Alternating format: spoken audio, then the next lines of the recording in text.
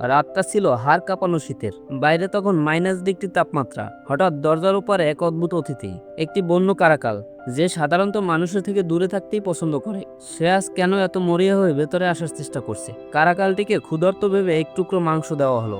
সে কোনো দ্বিধা না করে খাবারটি নিয়ে অন্ধকারের মাঝে হারিয়ে গেল। কিন্তু গল্পটা এখানেই শেষ ছিল না। যখন তুষার ঝড় আরো ভয়াবহ আকার ধারণ করলো, তখন বোঝা গেল কেন সেই মা কারাকালটি বারবার আসছিল। সে শুধু নিজের জন্য নয়, তার ছোট্ট ছানাটি বাঁচার তাগিদে সাহায্যের আবেদন করতে এসেছিল। বন্যপ্রাণীরা সাধারণত মানুষকে ভয় পায়, কিন্তু মাতৃত্বের টান সব ভয়কে জয় করে।